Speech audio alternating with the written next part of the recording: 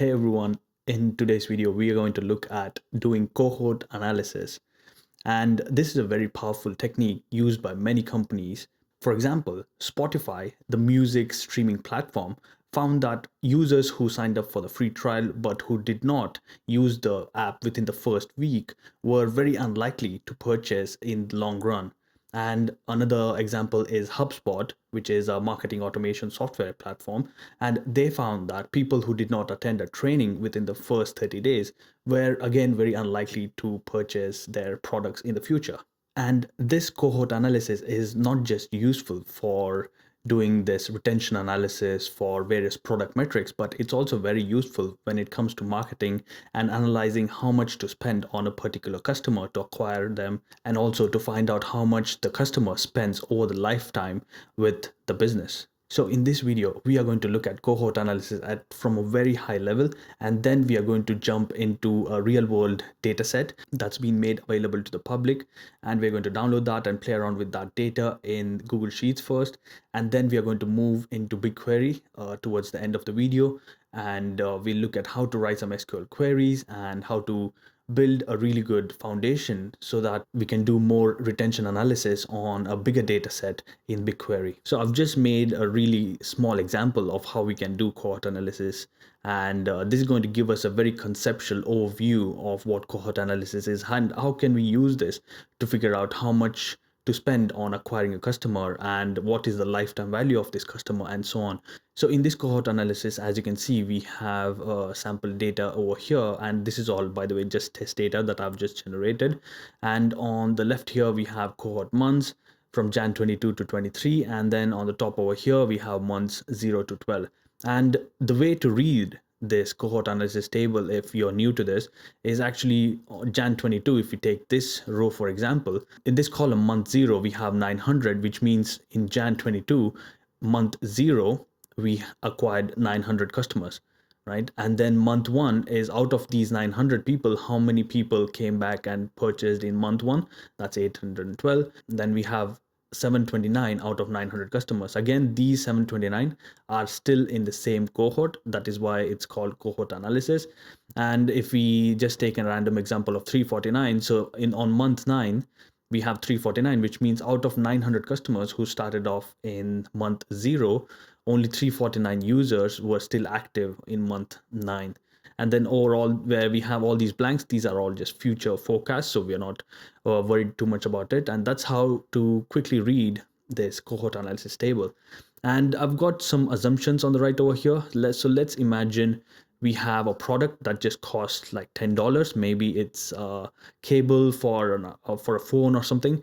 And we have a few other assumptions. We say that gross margin is 80%, and we have a CAC, which is customer acquisition cost, and it costs us $20 to acquire each customer. So now let's, based on these assumptions, let's see if this business, our hypothetical business here, is actually profitable, if we can keep running this business in the future.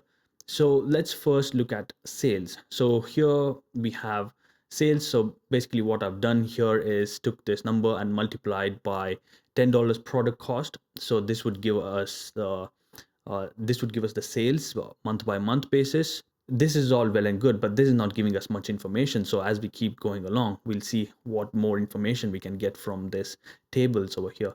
So next, let's calculate cumulative sales, right? So the way to do that is, let's just say this is this value, and this would be this plus month 1, right? And we can stretch this out. As you can see here, this is C34 plus month 2 over here, and this is the cumulative number at the end of 12 months. So this means these 900 customers eventually totally spent 67,000 with this business over the course of 12 months. So let's just expand this out to the other fields as well. Now let me just delete all these cells. Right, so this table now gives us a cumulative sales overview of each cohort of customers that we have in our business, right? So we have 67,000 here in month 11. This cohort has cumulatively spent around $59,000, etc. So this is all well and good. So now let's see what is the revenue that we get from each customer. So to do that, we are just going to take total revenue divided by the number of customers, and that gives us $10 in the first month. So I'll just expand this out, and let's just expand this out like this. Right, so now we have revenue per customer in each cohort, right? So in this cohort, in Jan 22 cohort, initially when we first acquired that customer only spent $10. But as we went along, and then by the month 12, it averages out to be $264 that each customer would have spent with us over the course of 12 months. So this would be like a lifetime revenue of this customer. And so this is well and good, but let's go even a step further and see what would be the gross revenue per customer. Now, to do that, we're just going to take this number and then multiply by our assumed percentage over here, and that gives us that value. So let's just lock that 04 cell by putting a dollar sign on it. So now that value is locked, so we can just extract this out. So now we have gross revenue per customer over the lifetime of 12 months, right? So now, as you can see here, in the first month, we are only getting back $8, even though we've spent about $20 to acquire each of these customers. But if you look at the lifetime value at the end of month 12, so this each customer on an average would spend around $211 with us.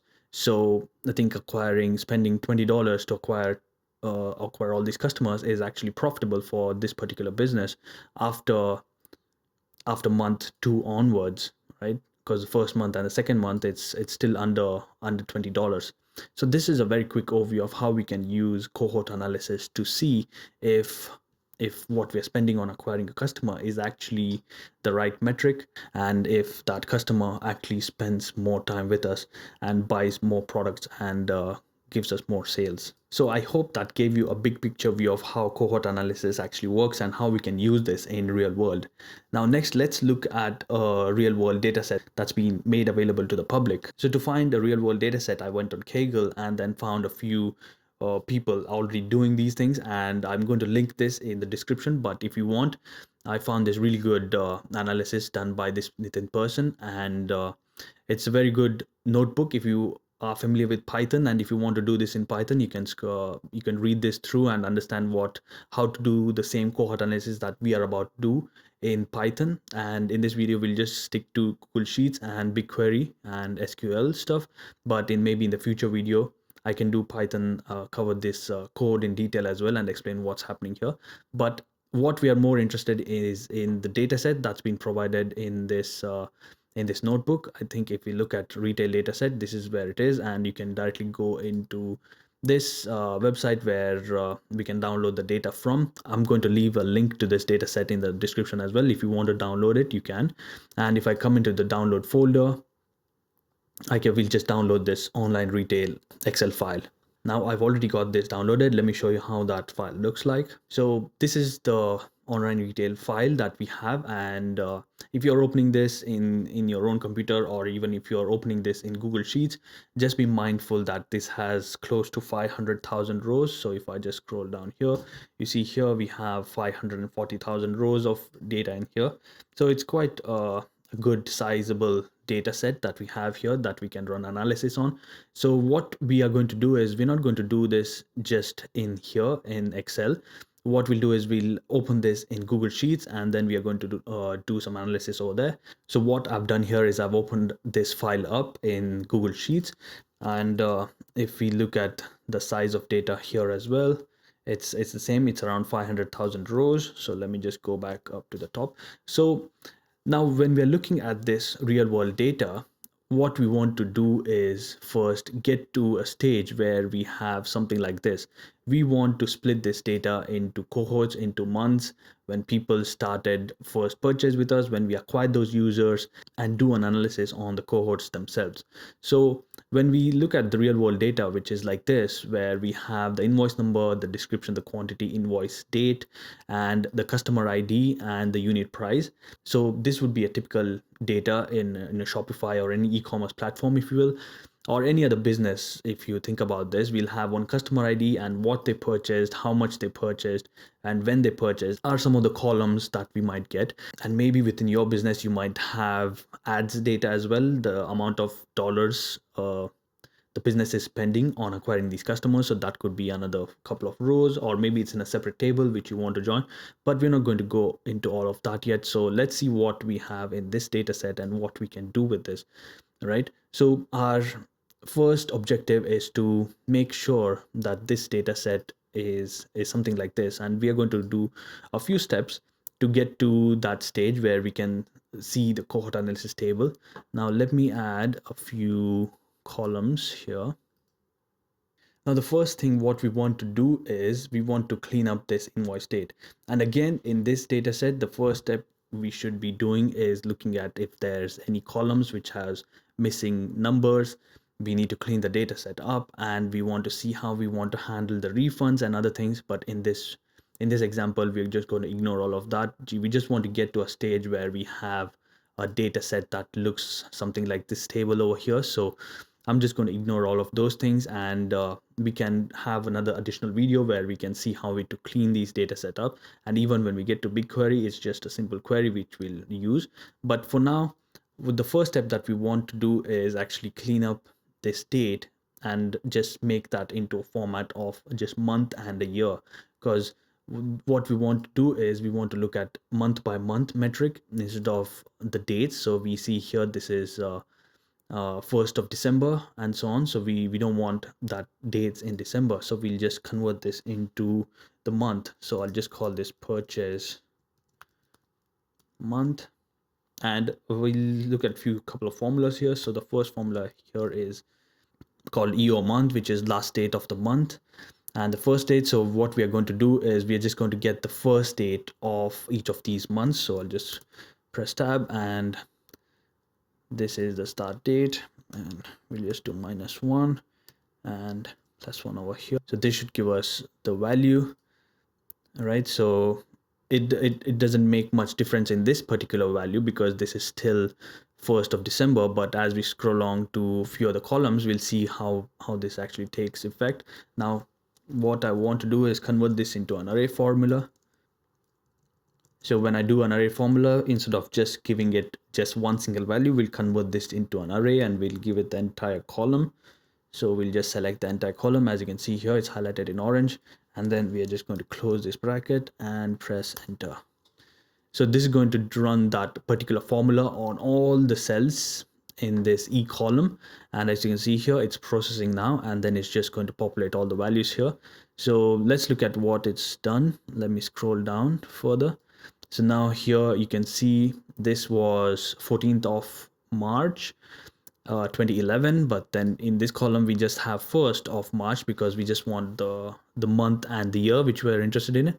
So instead of 14th, we've just truncated that to the 1st of that particular month, and we can see the same thing happening over and over here. So here we have 30th of June. Instead of that, we just have 1st of June. And next to what we want to do is assign the cohorts to each of the users, right? So let me just make a note here. So next, what we want to do is calculate the cohort month. Now, a simple way to think about this is, let's take this customer as an example, 17,850, and this person made a first purchase in December 2010. So let's say this person also made a purchase in January of 2011 or February of 2011. Now what we actually want to do is put this customer into a bucket or a cohort into December 2010, not January or February 2011, whenever that person made future purchases, right? So that is why we need to calculate the cohort month. So let's take this person as an example, and we can see here this customer made their first purchase in 2011 August, and imagine this person also made a purchase in September or October of the same year. So what we want to do is we want to assign this customer into the August cohort. Now once we create this column, it's going to make more sense as we'll see more examples. So let's just go with this and see how we can do that. So basically what we want to do is we want to find out the customer and the day when they made the first purchase, right? So the formula for that is we are just going to use a VLOOKUP. and let's look up this customer ID, right?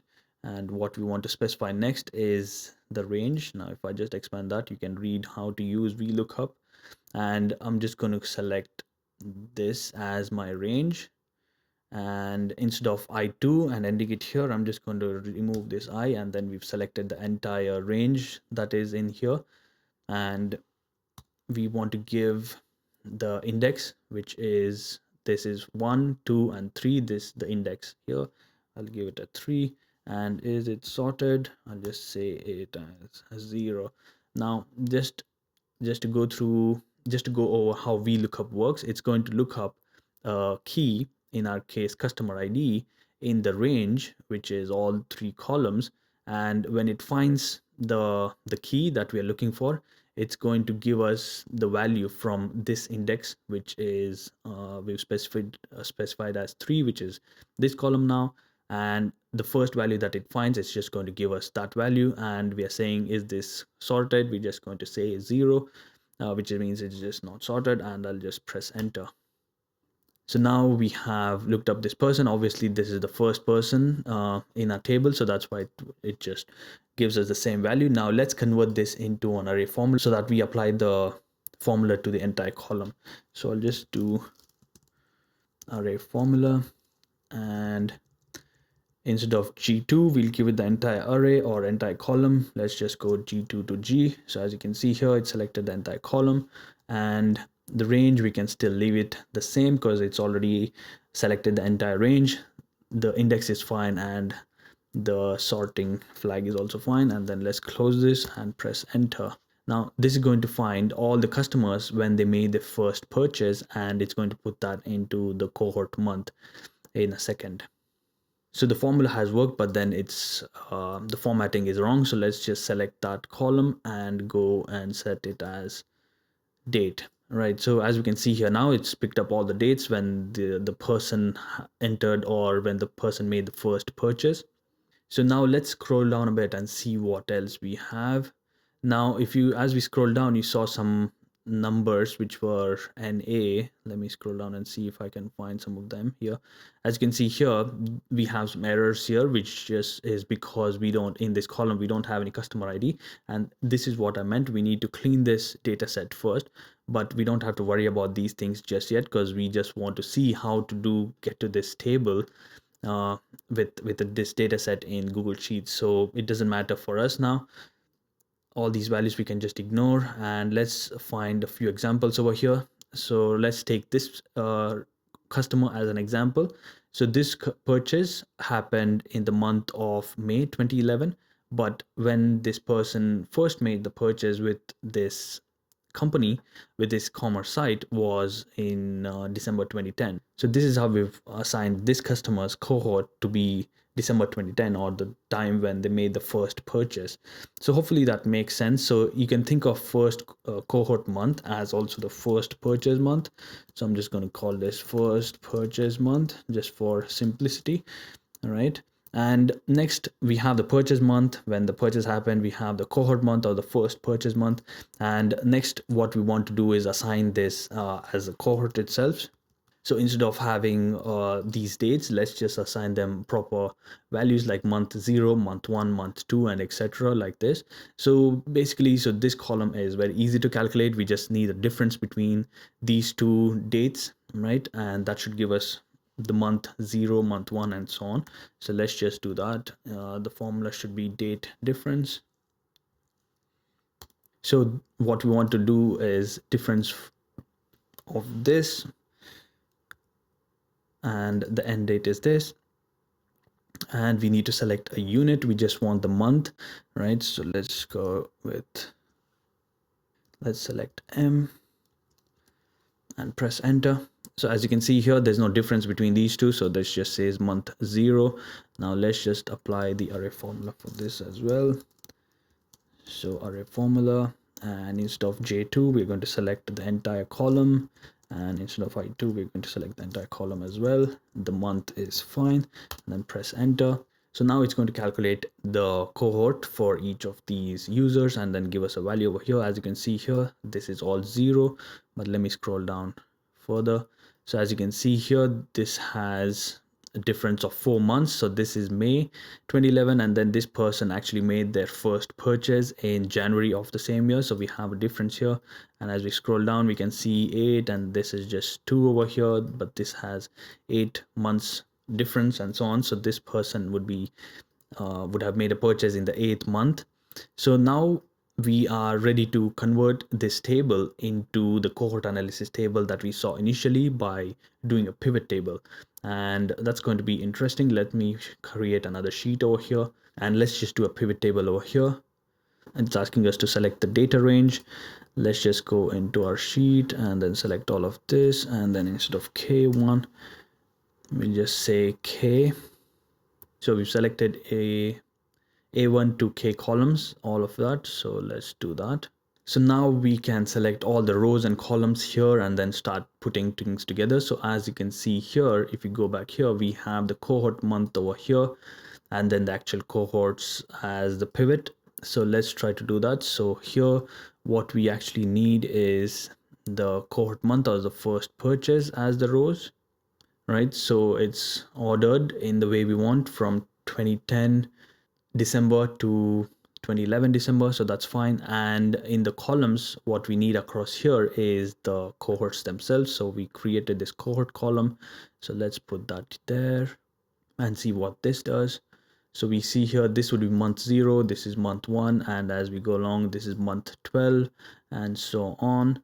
And to fill up these values, we can basically use any values we want, but in this case, to keep things simple, I'm just going to drag this customer ID value here, and we're just going to count the number of customers.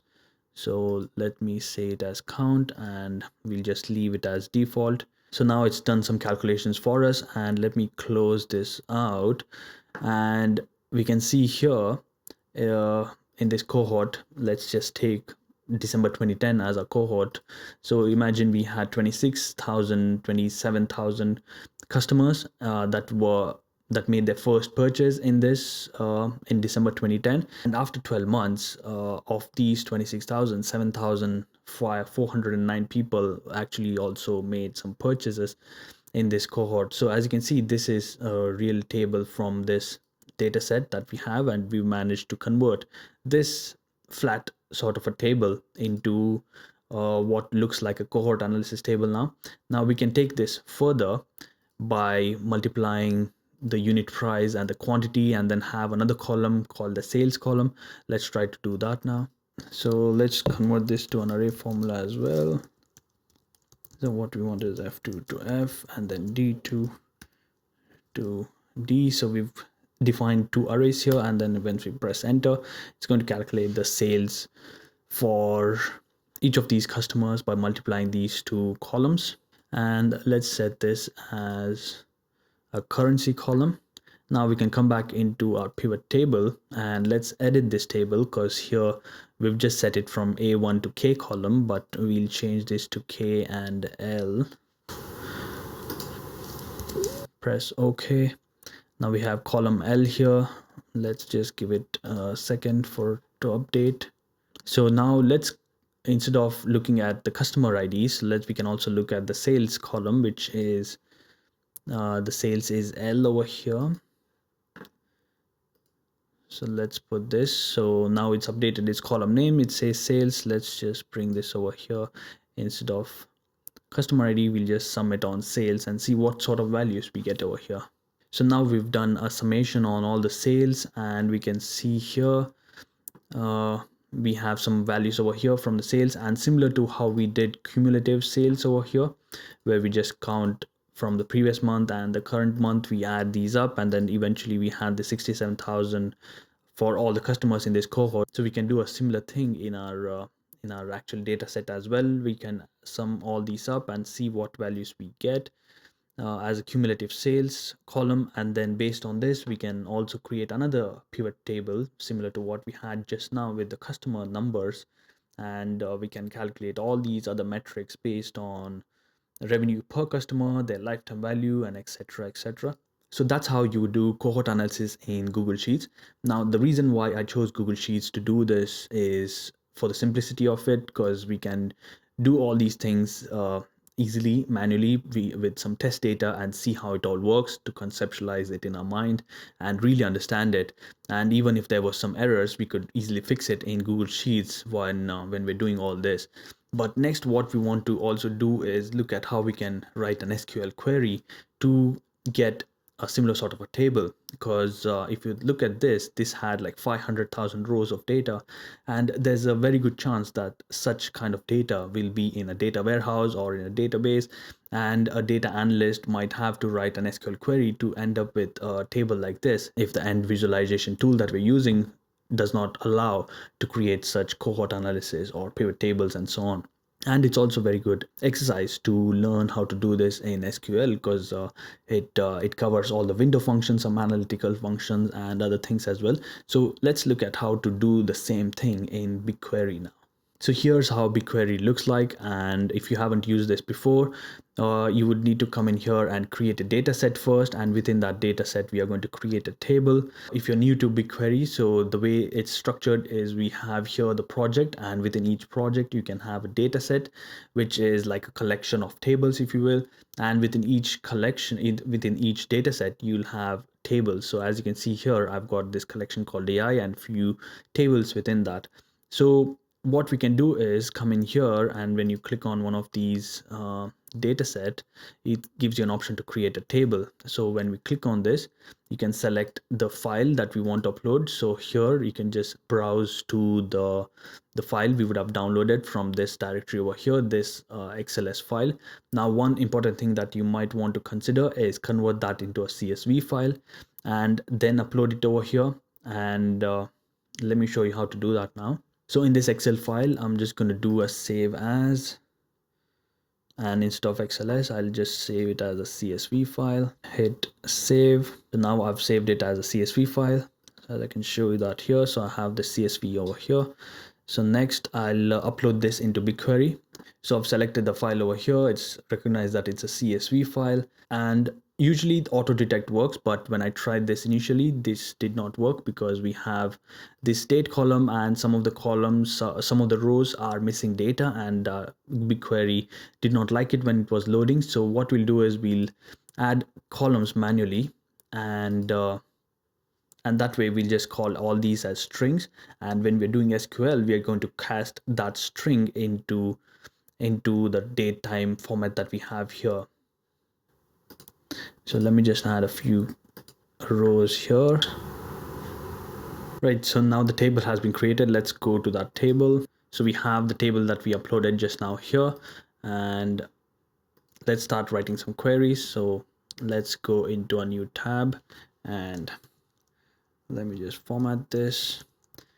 Let's set a limit of 1000. As you can see here, keep an eye on this. This is going to process 47 MB, and let me just run this by doing command enter.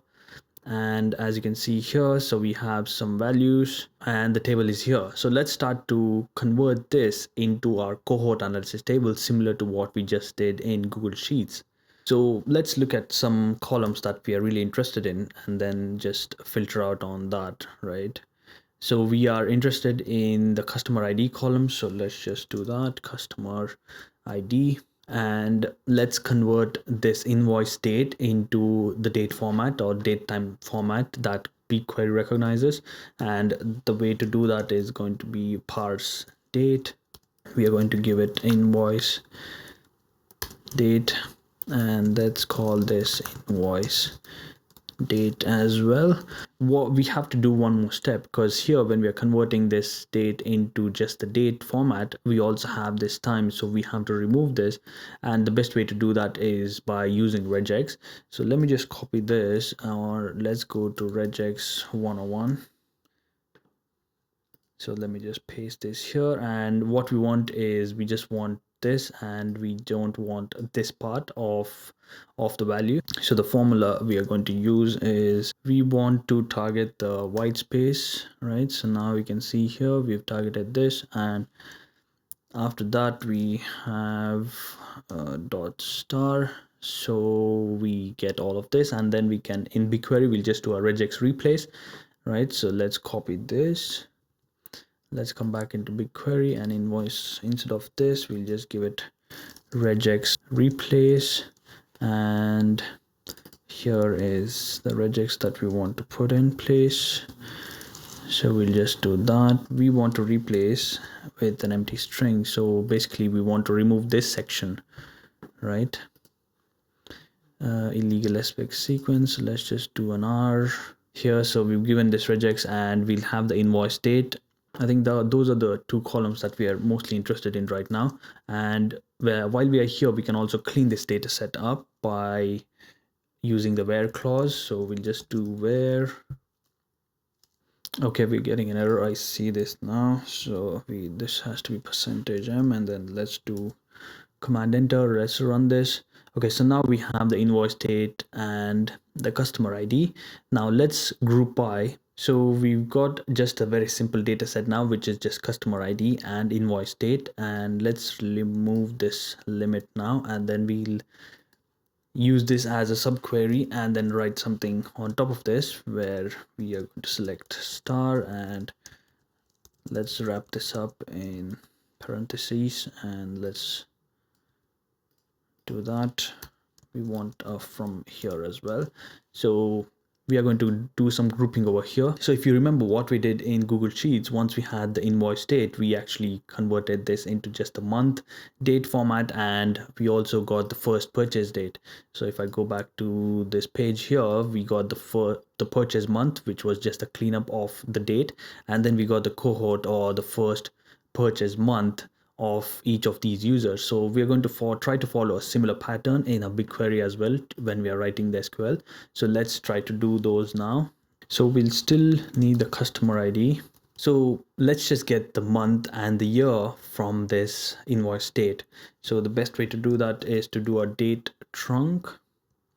Let's see, we have this over here, and we are going to give the column name, which is invoice date, and the date part is the month.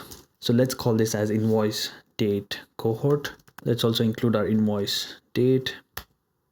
So now when I run this, right, so looks like we're getting some error here. Okay, so I was getting an error. So it looks like we have a customer ID as the first row has been loaded as it is. We should have actually excluded that when we were creating the table, but that's not a problem. Let's do it over here where customer ID is not null and customer ID not equal to customer ID. So hopefully that'll get rid of that row. Okay, so we don't have that row anymore. So okay, so we do have all this working for the entire data set, so we can move forward. So similar to what we had here, let's just do select star from. This is fine, and let's select the customer ID, and now we want to just get the month and the year part from this invoice date. So we'll do a date trunk. The date expression is the invoice date, and this is month. Let's call this invoice date cohort. Let's also add the invoice date over here to see what sort of values we get.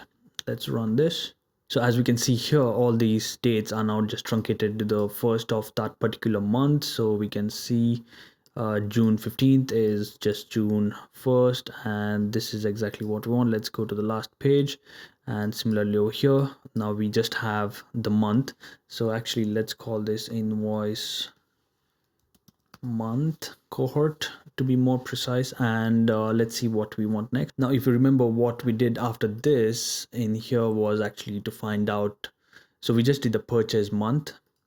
So actually we'll just call this purchase month, and now we want to calculate the cohort month, or the first purchase month. And there are a couple of ways to do this over here, but here we are going to use the window function or the analytical function. So let's just go with that and see how that works. So before doing the analytical function, let me just explain what we want to achieve over here. So let's just make this a bit bigger. So now here you can see here we have these two, which are the same customer ID 15299 15299, and we have this customer who made a purchase uh, June 9th and then June 28th. Obviously this is not much different because we still have the same month, but what we want to do in our window function is group by all the customers and then just find out the first purchase that they did, and that would give us the first purchase month, and it'll make more sense once we write the formula and then see how that works. Let me just make some space and let's start with an aggregate function. We'll call it invoice date, and let's specify a window over partition by, let's call the customer ID. We want to partition or group by, if you will, by customer ID, and we also want to order by invoice date, and then just pick the first number, the first value from that. So here let's just go and order by invoice date, invoice date, so the first value is first, and let's just see how this looks. So we want to call this first purchase month. Let's run this. So let's investigate what this has done for us. So if you take the example of this customer whose ID is 12347, this purchase happened in January 2011. So we have January 10 to 11 here. But when did we actually acquire this customer? When this customer actually made the first purchase, that was in 2010-12, which is December 2010. So we can see here we have some of the purchases from the same user in 2010 December as well. So we have the first purchase date actually here, but as we saw what we did here, we truncated this to the first of the month. So let's do that same thing over here. So that way we don't get 18th of January, we'll just get 1st of January here. So we'll just use the same date trunc function, and let's truncate on month as well over here, and that should be good. So let's just run this. So now as we can see here, it's truncated to the first of the month. So if you look at let's make this 200 rows, and let's try to find an example here. 12347, this particular purchase happened in April 2011, but then this customer actually made the first purchase in with this e-commerce store in 2010 December. So we have this first purchase month column now, which what we did over here. So the next thing is to actually put these users into cohorts as we did over here. So let's try to do that using SQL. So I'll just put this in, make this as a subquery again, select star from, let's make more space, let's close this and then do an indent, select star, and then let's add another column over here, which is going to be the cohort column. So here this is quite easy. So this is going to be similar to what we did in Sheets. It's going to be a date difference, purchase month minus the first purchase, and we'll have this as the month. So let's call this cohort month and see how this looks now. So as you can see here, the difference between these two is 0. So let's try to find somewhere where we have some values. So as you can see here, now we have the cohort month is 5, and the difference between these two is 5. So this is similar to what we have here, the cohort. So we'll just tidy this up very slightly. So let's just concat. So instead of calling this just as 5, we can call it as month 5. So we can concat this with a month concat, and let's call this month underscore, and we'll give this value over here and close this off. So now we will have month underscore 0, month underscore 1, etc, etc. As we see here, let me go to the last row, we see month 5, which is all good. So we've got this column now. So basically we have all the columns that we need to create a pivot table similar to what we did over here.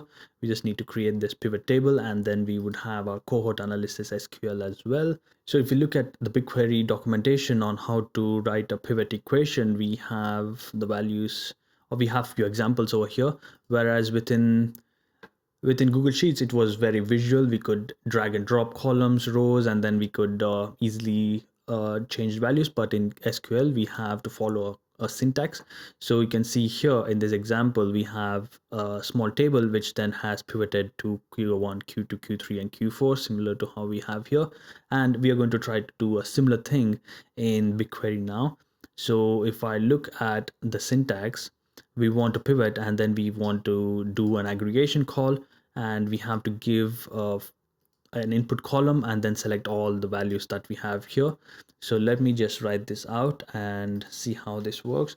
So we need to give an aggregation here, so we'll call it count, and we'll also give it a distinct, and let's call it customer ID. And following the syntax, we need a for, and let me just make some space over here. So we have this cohort month for cohort month in, and then we need to specify all the values. So let me just do month underscore 0 for now. And even for this, let's just give it an alias called users. Just before we do this, I think we have to put this in another subquery.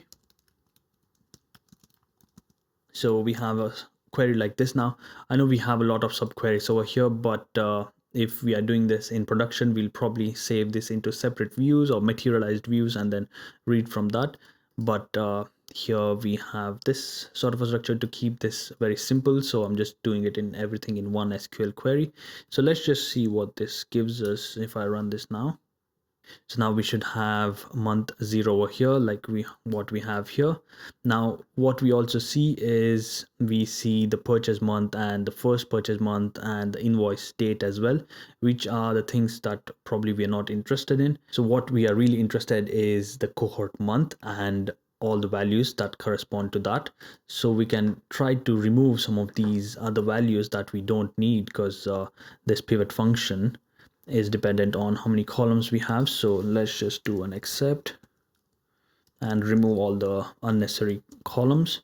So we don't need invoice date, and we don't need the purchase month as well, because we've done already a calculation here. So we just do that. So now we've removed the invoice date and the purchase month. We are just left with the first purchase month, which is our cohort and the user. So let's see what this gives us. So we, as you can see here, we still have 2000 rows, which is not what we want, because if you see here, this is only 12 to 15 rows.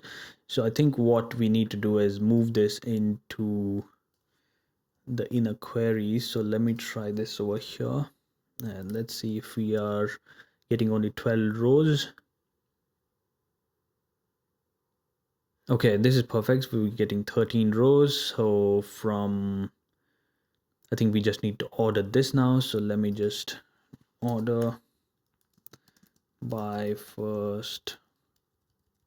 Right, brilliant. So now we can see here, so we've ordered this by the first purchase month columns. Let me just expand this out. So we have December 2010, and as we go along, we have December 2011. So now all that's left out is to add all the other columns as well. So we'll just copy this.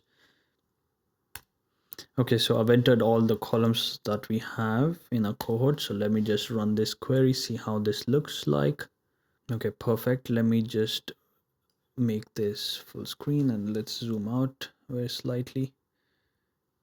And as you can see here, we have we've done a cohort analysis, and we've managed to get a table which is similar to this, but a lot cleaner as well, because we've removed some of the rows that we don't want, like there was this customer ID where it's not null, and so on. So this is a lot cleaner data.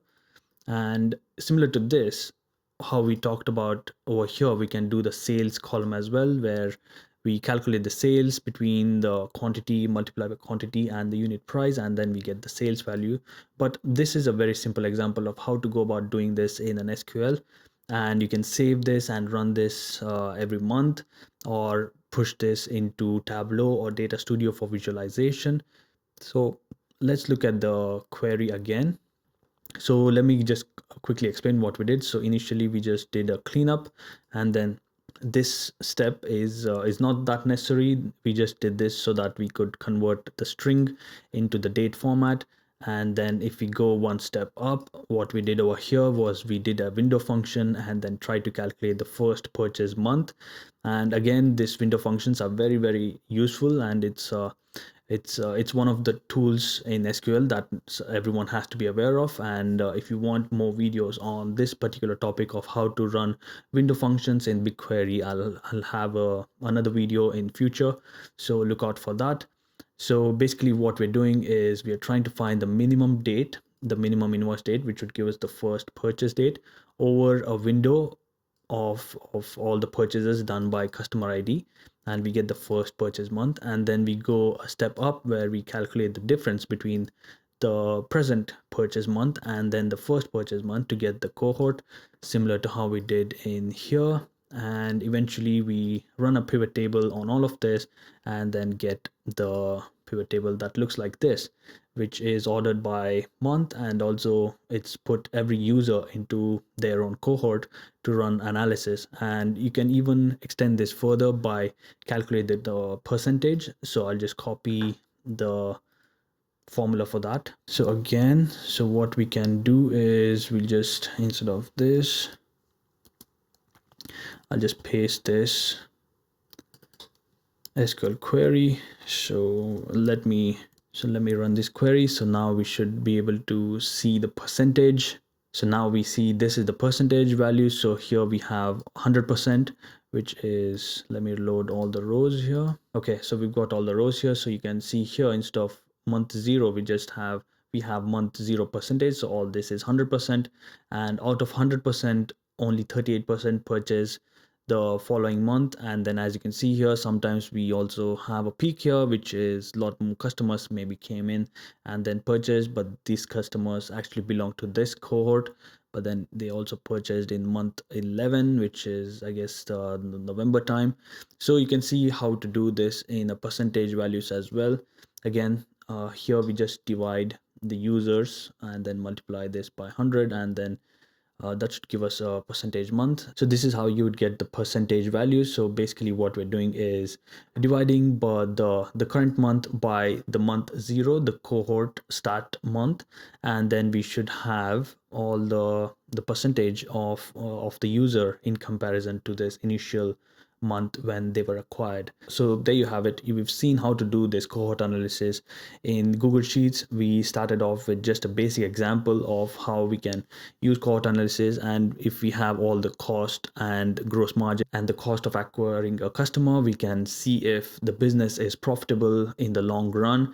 Even though in initial months it was not profitable, eventually it was. And we tried to run this using a good data set that is provided to us by this repository over here. So we were able to run calculations on that data set in Google Sheets to see how everything fits together. And then eventually we moved into BigQuery to see how everything comes together in SQL as well.